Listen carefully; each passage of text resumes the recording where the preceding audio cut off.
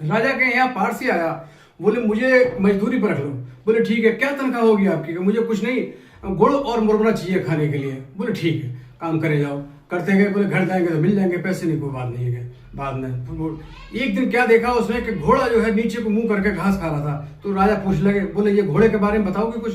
बोले हाँ, ये घोड़ा नहीं है, ये गाय है। बोले गाय है? कि हाँ। वो कैसे पता लगा आपको?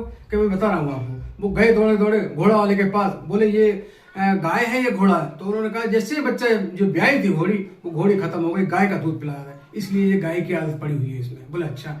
वो आए पारसी से, बोले आपको कैसे पता लगा कि ये घोड़ा है या गाय है?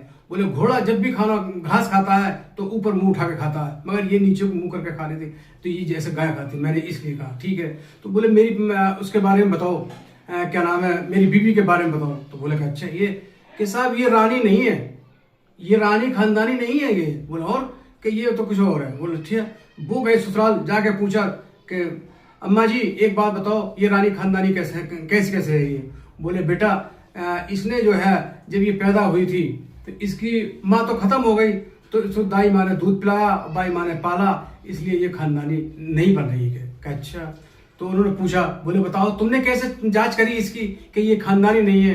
बोले ये रानी की आदत नहीं थी, जब जब देखो चिड़चिड़ापन और चिल्लाती मजदूरों पे, रानी कभी ऐसा नहीं करती है, तो मैंने इसलिए कहा।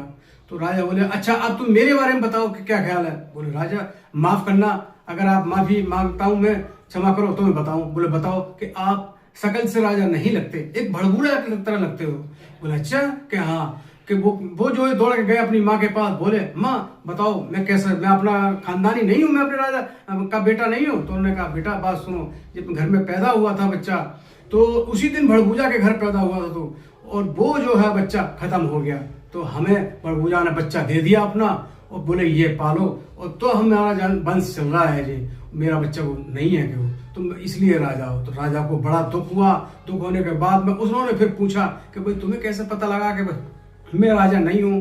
तो उन्होंने कहा कि राजा के तो साहब हिसाब भी कुछ और होते हैं, वो राजा नहीं, आप भड़बूजे की तरह रहते हैं, वो हिसाब तुम्हारा बर्ताव, इसलिए मैंने आपको बताया। तो उन्होंने जो उनका और पैसे बढ़ाए, और खानदानी की बात जब आई तो उन्होंने कहा हमारे खानदान बचाने के लिए माँ ने ये करा। वारसी की जो बहुत बड़ी बात हुई। तो दोस्तों ऐसा ही काम होता है कि खानदान बनाने के लिए एक खानदानी हो चाहिए, कोई ना कोई नुक्स निकल जरूर आता है। तो दोस्तों मैं चाहता हूँ कि आप वीडियो करें, लाइक करें, सब्सक्राइब करें।